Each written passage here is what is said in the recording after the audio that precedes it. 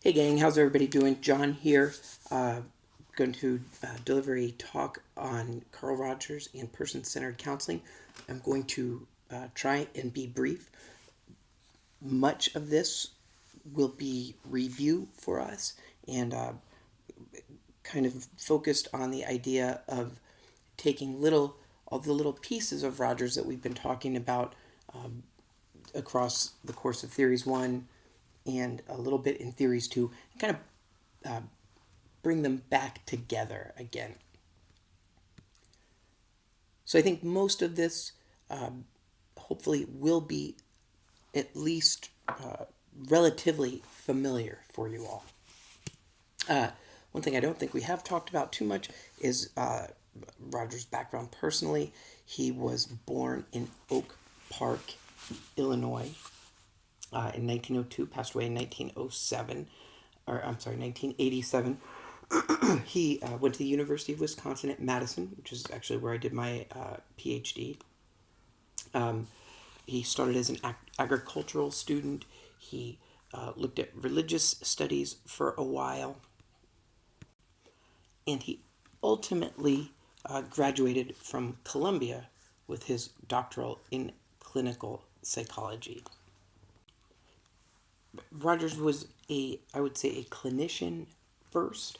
I mean, he obviously came to be a very influential theorist, teacher, and writer. His perspective grew largely from his experience as a practitioner. And he took his experience from the field and brought it back to academia, teaching at Ohio State University, University of Chicago, and again at UW. And then also developed a center focused on humanistic studies. So I think this will all make sense to you all, considering what we already know about Rogers. Some of his early influences, excuse me, some influences that contributed to the ultimate development of his theory was interest in Eastern philosophy. It's not on this slide, but certainly Christianity as well has some influence on the development of his theory. And then at the same time, he was influenced by existential theory and humanist philosophers. Certainly, he draws more on an Adlerian perspective than, say, a Freudian perspective. He was influenced by some psychodynamic theorists, for example, Otto Rank, who's a German, I believe, in the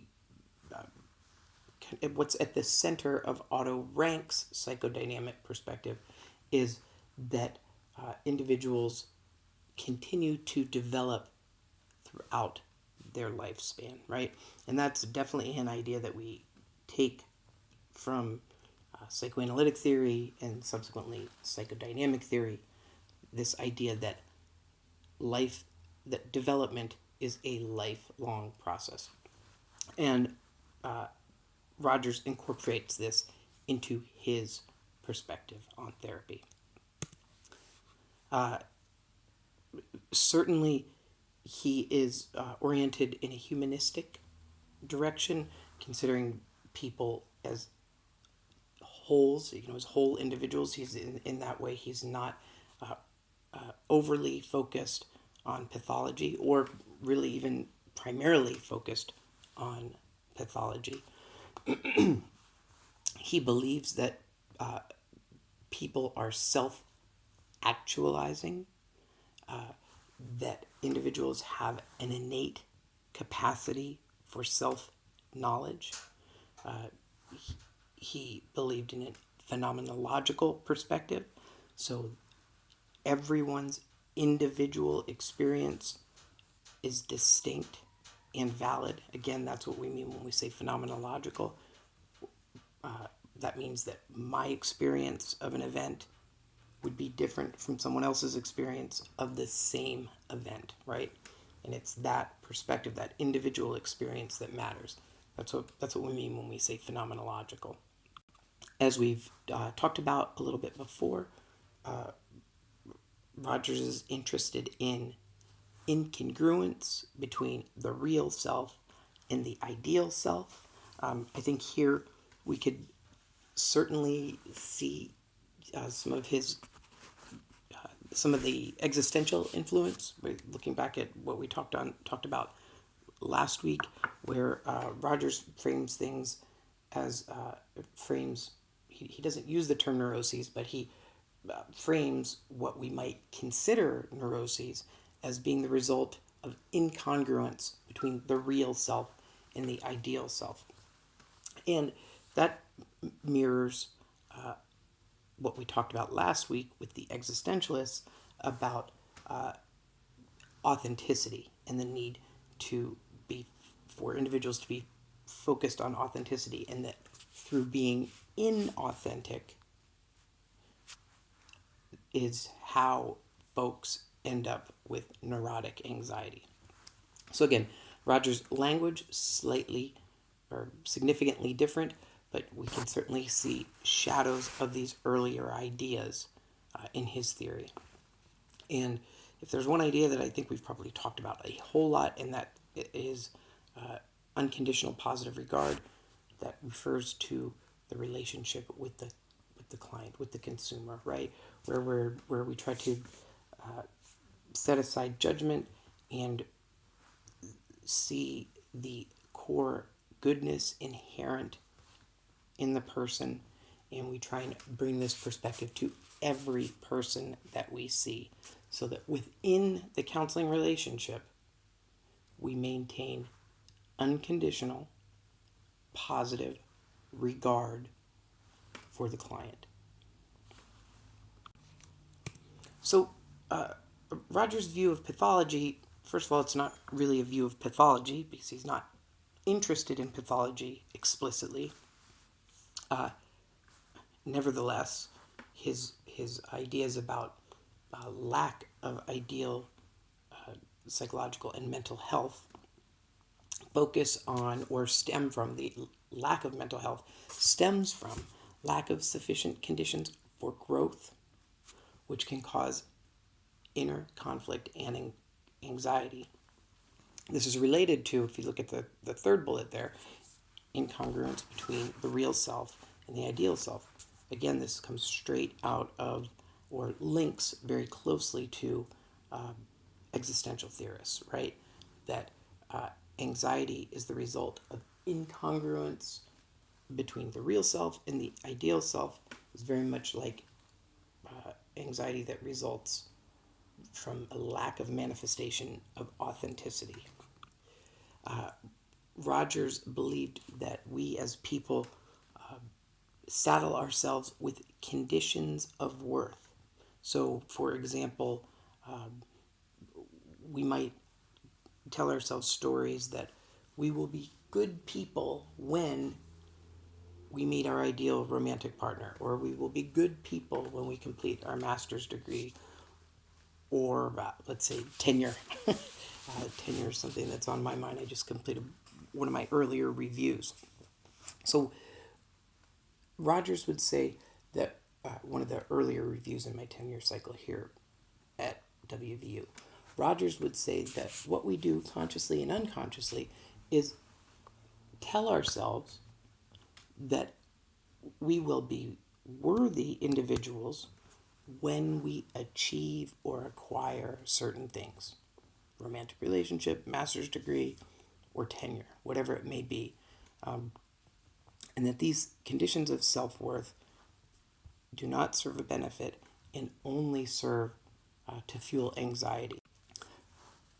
So related to this, these conditions of self-worth, is the idea of distortions in self-concept. So there's a bullet I skipped on the previous slide referring to organismic valuing process.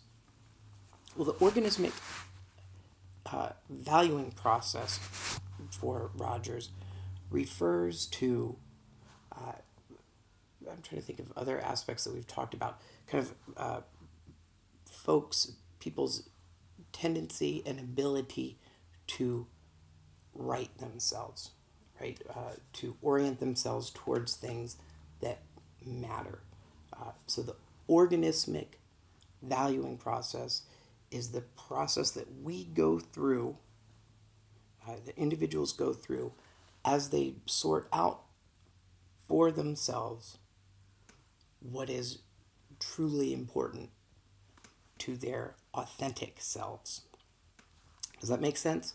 So we go through this organismic valuing process throughout life where we determine what is meaningful for us. Now, when we maybe make a bad call, you might say, and we place things high up on that hierarchy that really aren't congruent with our true authentic selves, well, then we're warping that process, which can result in distortions in self-concept. And I think it would be pretty easy to see how those ideas link to the conditions of self-worth that we might apply to ourselves. And then this external versus internal orientation reflects an idea that comes up across psychological and related theories. You may have heard the phrase external or internal locus of control. So what Rogers says is that there can be competing tendencies to orient towards internal or external factors that guide our sense of self, the decisions that we make, and how we feel about ourselves. So Rogers would say that we want to have an internal orientation, right? That we want to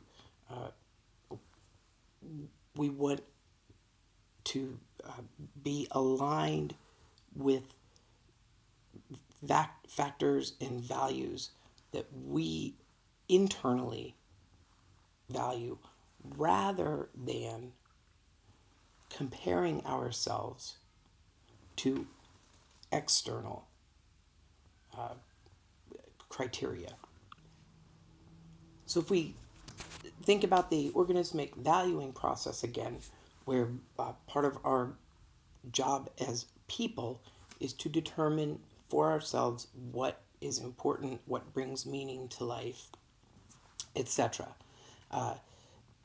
A warping of that process would be more aligned with an external orientation, would be comparing ourselves to others and hinging our worth on a positive comparison, right? Internal orientation, on the other hand, indicates basically that we are assessing ourselves and making decisions based on criteria that are in fact meaningful to us, that are reflective of our real selves, rather than contorting our feelings to match expectations of others or outcomes that others have achieved. Now, we've certainly talked about many of these ideas in the past. Therapeutic goals to facilitate a process that allows clients to know who they are, so getting in touch with the authentic self, becoming fully functional human beings. Certainly, we see some Adlerian influence there. Moving from being incongruent to congruent. We see the existential perspective there, right? From being incongruent with what to congruent with what? Well, with our authentic selves. And there too is an idea that comes from existential theory. The long-term goals of therapy would be to eliminate conditions of self-worth and the need for those conditions. So helping folks move away from establishing their value in the degree to which they impress or please other people, the amount of self deceit that folks employ to kind of get through the day, and to really align our perceptions of the world and ourselves with our authentic selves. So, in the meta or overall view, and this, I don't think this will be new to any of us, in the overall view, Rogers believed that people are basically good and can be trusted to lead their own lives, that people have within them the resources that they need to align their personalities in a healthy way, and that if a proper therapeutic environment is established, folks can in fact access those resources. Therefore, what the therapist's job is to provide the template for an individual to experience the relationship needed for individual growth. Now, we've talked about this a lot, right? Where for Rogers, treatment is the relationship between the counselor and the client, with the relationship actually being the therapy. And Rogers believed that it's through this relationship and through engagement in this relationship that folks are able to move towards identifying their authentic selves and start orienting themselves to becoming congruent. Rogers believed that there were 6 necessary and sufficient conditions. This is kind of this slide has kind of it's like a buzzword type situation. You will hear people talk about Rogers' 6 necessary and sufficient conditions, so it's worth kind of paying some attention to. The client and the therapist must be in psychological contact. The client must be in a state of incongruence, and that will be represented through their vulnerability or anxiety. The therapist is congruent and integrated in the relationship. The therapist has unconditional positive regard for the client. The therapist has an empathic understanding of the client's internal frame of reference and tries to communicate this experience back to the client. So that's a whole lot of words for talking about what? Empathy, reflective statements, letting the folks you're working with understand that you get what they're saying, right? And then the final condition is the communication to the client from the therapist. Excuse me, I'm going to start that one over. The communication to the client of the therapist's empathy and unconditional positive regard is achieved. So what number 6 is saying is it's kind of part B of number 5. Number 5 is we have empathy for the client. Number 6 is the client understands that we have the empathy, right? So we feel empathy towards the client. We let the client know that empathy doesn't do anything unless the client experiences it, right? So when these conditions are met, empathy, genuineness, positive regard develop between the counselor and the therapist. And this relationship built on these factors is what allows positive change to happen. How do we do this? I know we have certainly talked about this a lot. Empathic understanding of the client through reflection and summarization. Helping folks through self-exploration toward more thorough understandings of their own thoughts and emotions. The big thing here, I think, that comes across in these 2 bullets is we're not putting anything on the client. And if you've either watched the Corey tape for this week, or when you watch the Corey tape for this week, in his kind of, he does the little postmortem where he talks about the session afterwards. He talks about this a little bit. He talks about how his role is to assist the client in self-exploration through understanding, rather than his role being to kind of advise or explain or enlighten the client.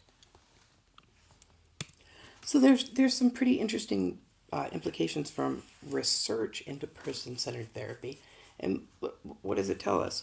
Well, it tells us that it's important that the client determines the course of therapy, and that characteristics inherent in the client are the most significant factors that contributing to outcome in the field of mental health.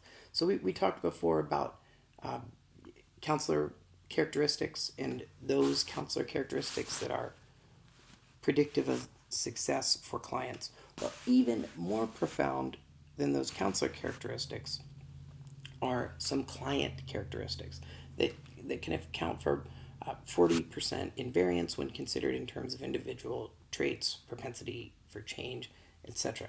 The next slide is going to help us clear this up a little bit.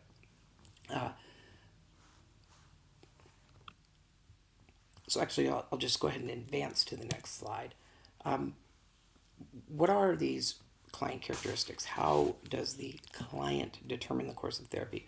Well, clients who show early response are likely to have bigger and longer lasting effects from therapy, right? So that's a client characteristic, a client who's kind of very receptive to therapy is going to have bigger and longer lasting symptom reductions. I think that probably makes sense to everyone just on the face of it, right?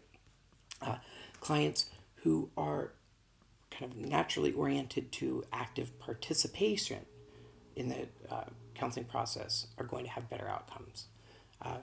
Clients who perceive themselves as having self-efficacy, so clients who believe that they can change, have a better chance of changing. Interestingly and important, people's abilities to manifest change is not static. So we say the client determines the course of therapy, and in particular characteristics like this early response, like active participation, and a sense of self-efficacy.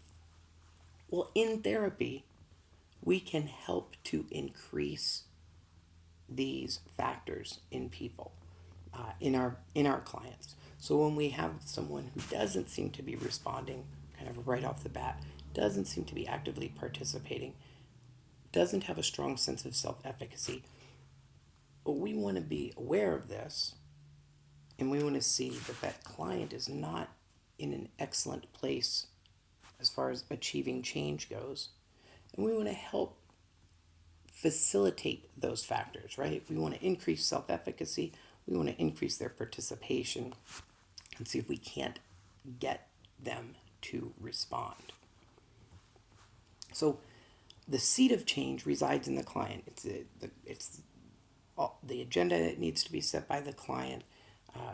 The self that determines authenticity resides in the client. And through the therapeutic relationship, we help clients activate those characteristics. Does that make sense? So if someone comes in and they're not naturally given to active participation, they don't have a strong sense of self-efficacy, in that condition, they're less likely to achieve a good outcome, for a good therapeutic outcome.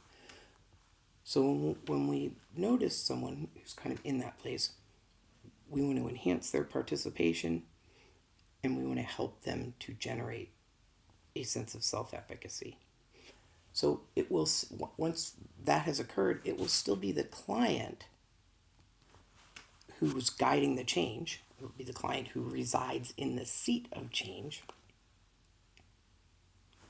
But what we've done is help prepare the client for that role. Does that make sense? And how do we do that? How can we do that? Now, again, over and over, we want to recognize that really it's the client who determines the process. So what we're sort of doing is trying to get to a place with the client where they can guide that process. What characteristics help clients arrive in that place? The research tells us that multicultural competency is a big deal. That is going to help clients be in a place where they feel comfortable doing the work required for change, especially diverse individuals, of course. Attitudes towards people with disabilities, very much related. In that all-important working alliance, and I'm sure we've talked about this. You feel like we've talked about this a lot, and we have, hopefully. Appropriate attending to the client, listening, privileging the client's experience. So remembering that it's the client's experience in therapy, not ours, and we want to be focused on empathizing with the client, not sort of sharing information from on high with them, but empathically collaborating with the client. Asking folks for feedback will also help us as therapists to develop to the point where we are helping people arrive at the point they need to be to achieve change. Active empathy, we certainly spend a lot of time talking about that. Unconditional positive regard. And then our own genuineness with clients. If we are seeing our clients and we're really distracted and kind of faking our way through it, Rogers, and I think probably most therapists would tell you, that isn't going to work very well. It's important that we are being genuine in the space that we share with clients. So additional characteristics that are going to kind of help set this dynamic in the right direction: therapist well-being. You all are headed into a line of work that is very rewarding and can be draining at times. It's important to keep one eye on yourself and make sure that you are in a place that you can actually be genuine and congruent with the folks you're working with. We want to reflect positive behaviors back to clients. It's important to have the basic abilities for communication and relating with folks. Being flexible is very important. We may come into working with someone with kind of a big idea in the back of our head, maybe not quite an agenda, but in that direction of, we've got this person figured out. We need to be ready to set that aside and kind of reorient on a moment's notice. We need to be ready to make therapy fit the client itself or themselves, rather than expecting clients to fit our therapy. And then going back to that feedback idea, we need to have the ability to change the way that we do therapy based on what we learn from our clients. Clearly, person-centered is a huge influence. It's widely accepted that the therapeutic relationship is a big deal, and this is reflected in subsequent theories: motivational interviewing, some of the emotional focused therapies, and experiential focused therapies. All embrace the therapeutic relationship as a common factor required for successful counseling. So, what are some limitations and specifically in the field of rehabilitation, and this certainly echoes some of the other theories in that as rehab counselors, for those of us who are going into rehab, we draw on these theories and implement them and utilize them in our work, but we're not, in almost all cases, we're not going to be strictly doing, say, person-centered therapy or existential or psychodynamic or any of that. For in their reasons, the primary reason is that rehab is a very applied field. We have very concrete outcomes. In vocational rehab, it's getting a job. In medical rehab, there will be other concrete outcomes that we have to achieve. And that requires setting goals. We talk about goals a lot in our practice sessions on campus, and then we'll continue to talk about them throughout our taped sessions. Goal setting, providing advice, kind of the directive aspects of rehabilitation counseling aren't going to be satisfied by a strictly person-centered approach, right? If we think back to the Gloria tapes, which I still think are revelatory, very valuable, it wouldn't necessarily work. They don't necessarily work, though, if we think of them as rehab sessions, right? If you're working in a state rehab agency, Gloria is your first client for the day. For an intake, she comes in and sits down, and you're hesitant to give any direction. That's not going to necessarily work in a rehab environment, right? I'm sure that's clear to all of you. And these limitations, too, I think also true for person-centered, true for many of the other theories that we talk about as well.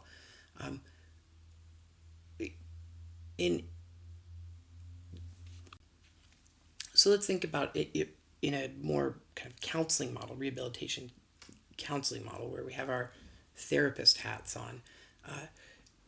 Person-centered doesn't take the external environment into consideration, because the emphasis is on internal individual development guided by the individual. Well, sometimes folks are in a crisis that involves the environment that they're in, right?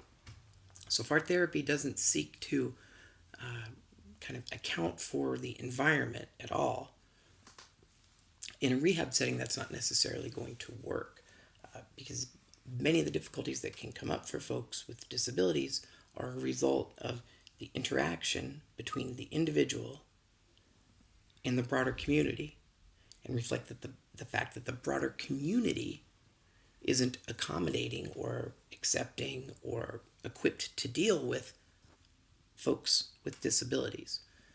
Well, that's a real problem that is an external problem. So a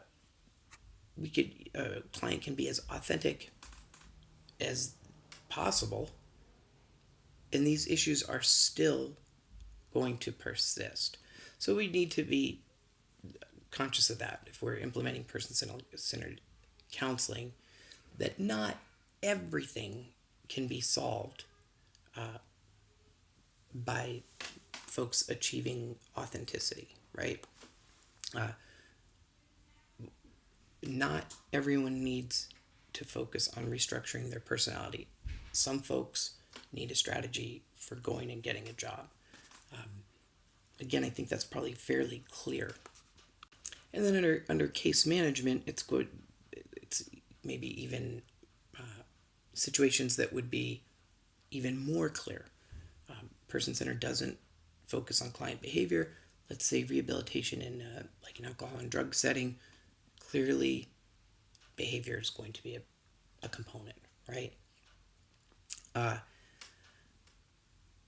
Sometimes when we're in a case management role, we need to help people move agendas forward, and just focusing on their self-actualization means that we're not doing half of our job.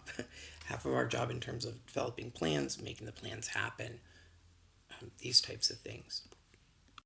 I'm going to skip down to the last bullet, to cross-cultural conflict. And the big concern here, or frequently one of the major concerns here, is sometimes folks who are not part of the dominant culture, folks who come from other cultures, may come to the therapist and expect expertise and expect that the therapist tells the client what to do. The client sees themselves as paying for a service, and they would like and expect answers. Someone who comes to counseling with this expectation may not benefit from immediately reorienting the focus on self-actualization. So really we're talking about kind of an extension of the first three bullets.